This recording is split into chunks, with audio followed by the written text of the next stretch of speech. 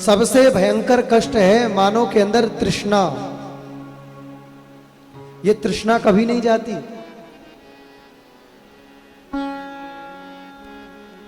और जिसके जीवन से तृष्णा चला जाए, वितृष्णा हो जाए, कोई कामना ही ना रहे मांगने की।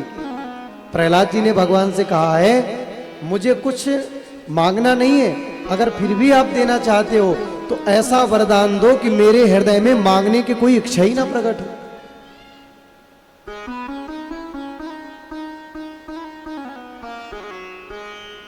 जो आपके भाग्य में है वो आपके पास आएगा। शर्त एक है, अपने कर्म काले मत होने देना। आपके भाग्य में जो लिखा है वो आपको अवश्य ही मिलेगा।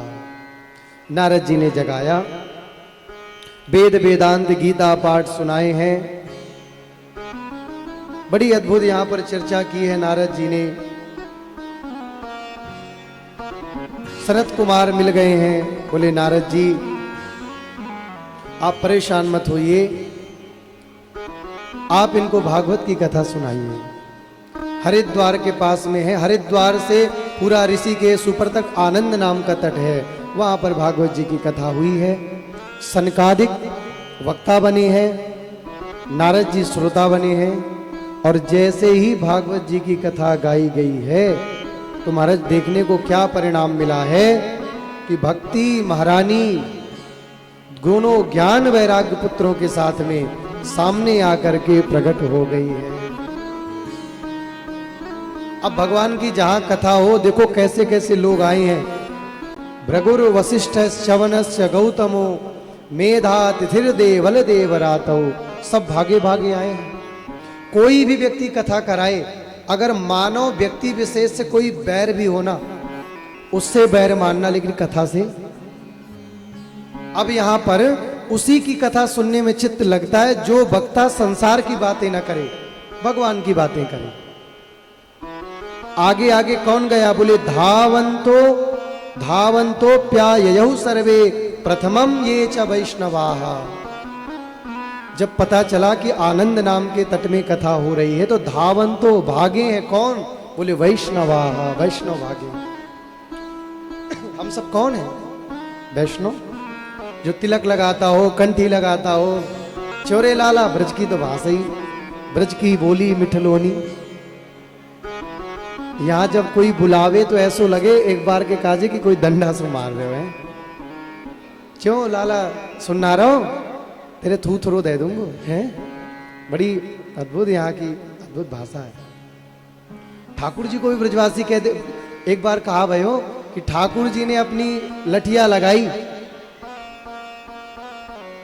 और सब ब्रजवासी ने, काऊ ने कंधा, काऊ ने अंगुरिया, काऊ ने सबरे अपने लंठा लगा दिए।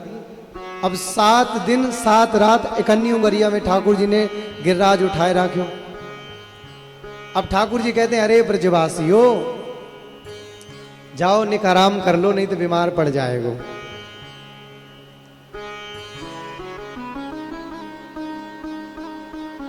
ब्रजवासी कहते अच्छा तो अकेले तू संभाल लेगा, बोले और क्या।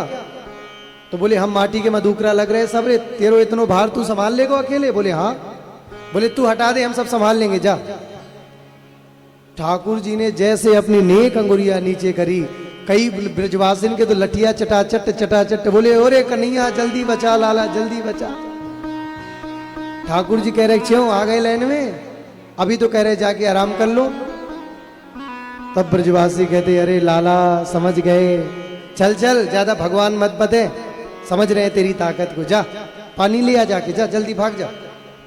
ऐसे ब्रजवासी ठाकुर जी को कहते थे। ठाकुर जी कहते अगर तू भगवान बैकुंठ वारो भगवान है तो बनो रहे, तेरे बैकुंठ से हमें कोई मतलब नहीं है।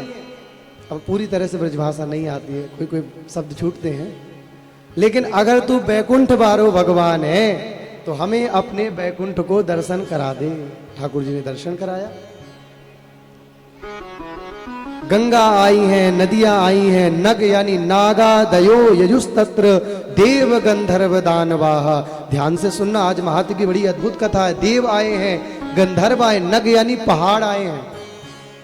पहले पहाड़ों के पंख होते थे, अब बताओ जब उड़ते रहे होंगे, जौन से जिस शहर में बैठते होंगे सारे शहर सूपड़ा साहब। एक बार इंद्र जी ने अपना धनुष उठाया, इनके पंखों को काट दिया। नहीं तो पहले उड़ा करते थे। एक पहाड़ बचा था, मैनाक नाम का पर्वत, जो समुद्र में जाके छुप गया था।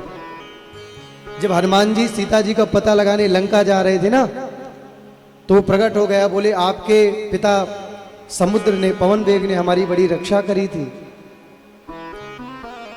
और आप कहो तो हम कुछ आपकी सहायता करें। हनुमान जी कहते, राम काज कीन्हे बिनु मोहि कहाँ विश्राम। कुछ लोग नहीं आए कथा सुनने, तो संबोधन किया है भृगु जी ने, गुरुत्वा तत्र नायातान भृगु सांबोध चान्यत। अब देखो एक बात यहाँ पर आपके लिए भी कही गई है, कुछ लोग मद में नहीं आए, अरे हम ना जा रहे, ब्रजवासी हो में नहीं जाएंगे, अबे कल ही तो विश्राम भाई पल्ले गांव में कथा, फिर कथा सुन के जा। ना भैया, कथा ही तो है जो हमारी व्यथा को मिटाएगी। तो भृगु जी ने संबंध गए, चल दारी के जल्दी चल, बड़े हो आयो ना जाएगो, जल्दी चल, कथा सुन बे जानो है। संबोधन किया है, तो आपसे ये आपका कार्य है। अगर आपका पड़ोसी नहीं आए तो आप उससे कहना, कछु ना तेरे कानन में प्रभु को नाम तो पड़ेगो। फिर वो आपसे बहाना बनाएगा, अरे वो जो बगल वाली पड़ोसन है ना, उससे मेरी पटती नहीं है, अब वो मेरे बगल में बैठती, या मारे मैं ना जाऊं। तो आप उसे समझाना, बगल वाली पे नहीं, इधर वाली के पास बैठ जाना, लेकिन चल भैया, तेरे पांव पड़ूं, तेरे पैर पड़ूं, चल। कथा सुनाने के लिए बगल वाले को यदि लाता है, उससे बड़ा कोई धर्मात्मा नहीं है। भृगु जी ने संबोधन किया, आओ, और कथा सुनाई है। बोले भैया कथा कब सुननी चाहिए?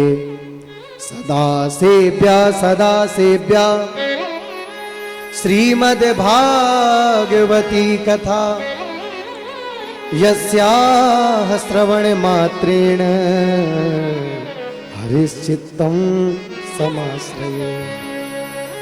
मैया कथा कब कब सुननी चाहिए? बोले सदा सुनो, जब मन करे तब सुनो, कथा ना हो तो मोबाइल में लगा के सुनो। मोबाइल में वो नहीं सुनना चाहिए, जी जी दिल ले गौ मुरलिया वालो, ये तो भगवान को भजन है, कभी कभी सुनो, लेकिन वास्तविक भगवान का नाम सुनो। जिस किसी की भी कथा आपको अच्छी लगती हो, और ब्रज में तो कुछ ऐसे ऐसे गाना चलते हैं कि अब लाइव कथा हम कह नहीं सकते हैं।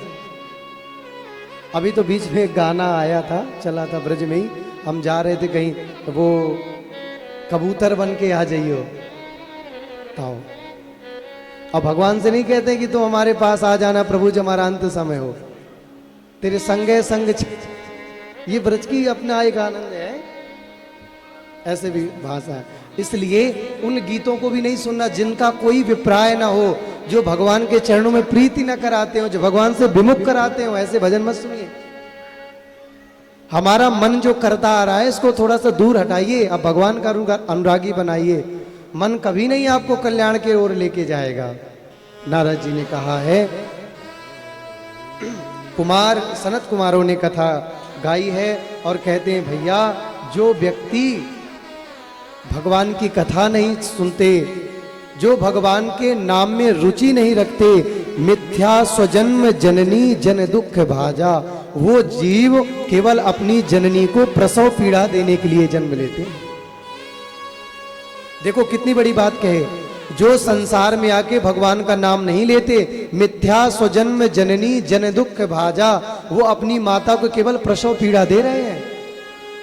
अगर आपका बेटा आपकी बेटी भगवान का नाम नहीं लेती, भजन नहीं करती, तो केवल आपको प्रसव पीड़ा है।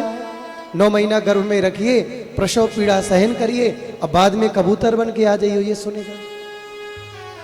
हाँ?